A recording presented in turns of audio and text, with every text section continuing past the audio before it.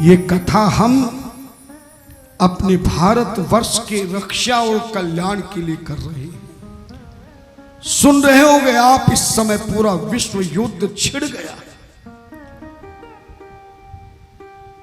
आज कितनी दुनिया की चीजें भारत में आने में कितनी दिक्कतें हो रही हैं, और पूरी दुनिया के में भारतवर्ष ऐसा है जहां ना महंगाई बढ़ी है, ना तेल की कमी हुई है, और ना आपस में मेल की कमी हुई है, ना क्रिकेट के खेल की कमी हुई है। केवल इसलिए क्योंकि भारतवर्ष में ही ईश्वर का अवतार होता है। और किसी देश में ईश्वर का अवतार हुआ क्या? नहीं।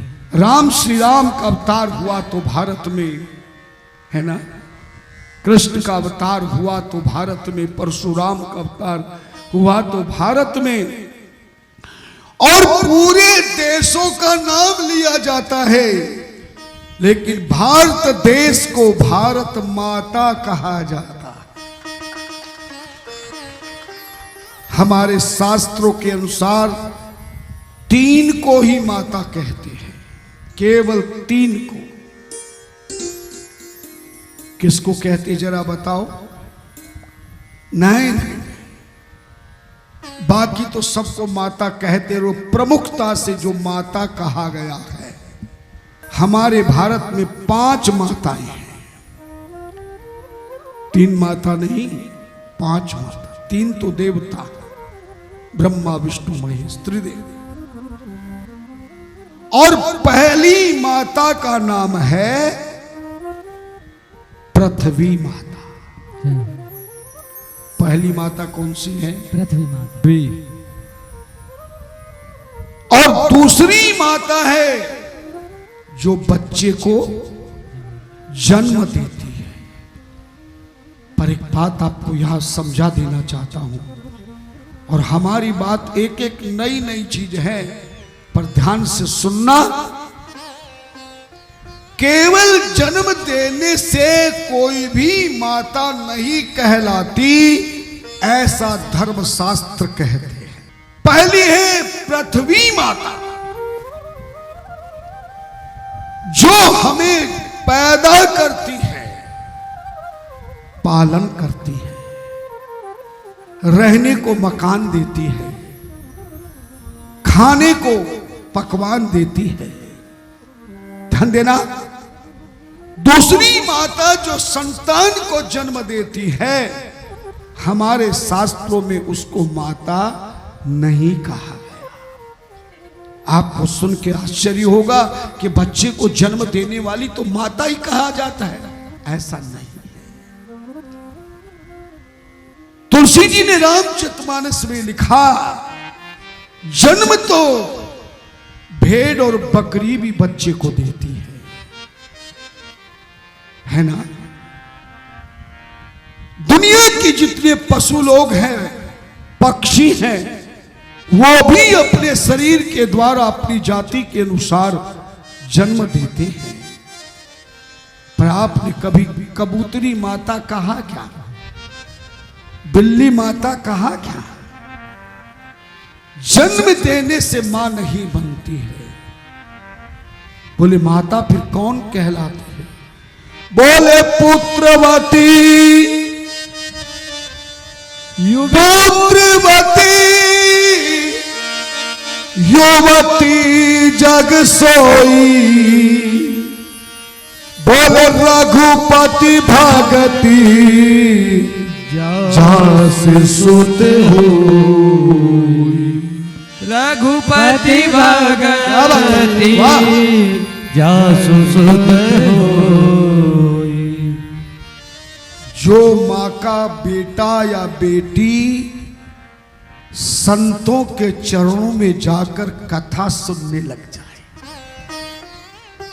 मंदिर में जाकर के भगवान की पूजन करने लग जाए, प्रातः काल उठकर अपने माता पिता और बड़े बुजुर्गों को प्रणाम करने लग जाए, मोहल्ले वालों को भी आयु के अनुसार अभिनंदन करने लग जाए, वंदन करने लग जाए और मेरे प्रभु के कार्य में सबसे आगे हो जाए, ऐसे पुत्र को जन्म देने वाली ही नारी को माता कहा गया है।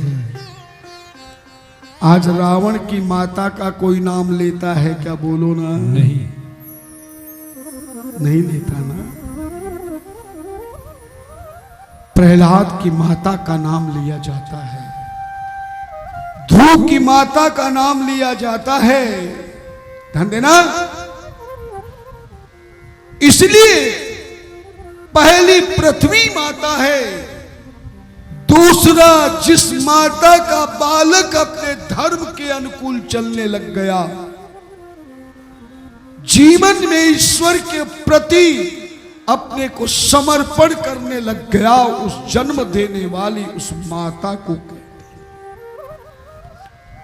और तीसरी माता, ध्यान देना, तीसरी माता गौ माता है। कौन सी माता है? गौ माता।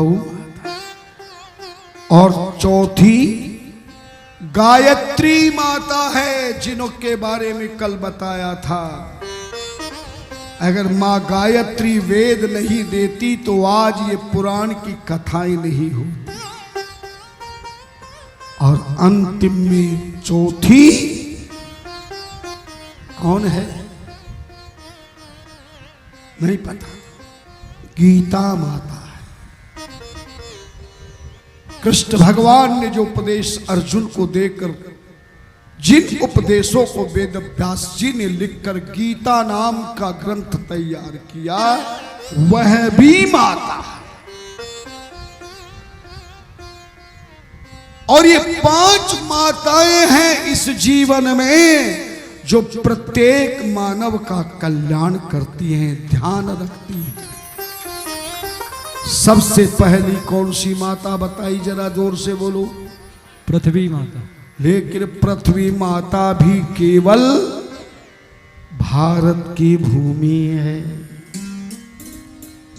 जिस भूमि में खून खराबा हो रहा हो, जहां राक्षस लोग परस्पर में मिलते हो, झूठ ही खाना, झूठ ही लेना, झूठ ही भोजन, झूठ चबेना, केवल पृथ्वी भी भारत की पृथ्वी है जो माता कहलाती है। और पूरी दुनिया के देश विदेशों के नाम बोले जाते हैं, लेकिन भारत की भूमि को भारत नहीं, भारत माता कहा जाता है। और इसलिए कहा गया है कि यहीं पर ईश्वर ने अवतार लिया, यही संतों ने जन्म लिया, यही ईश्वर ने जीवन का सबका उद्धार किया। और आज भी जो भारत में संस्कृति है, संस्कार है, शुद्ध आहार, विचार और प्रचार है, वो दुनिया में कहीं भी ऐसा आचार विचार नहीं मिलेगा।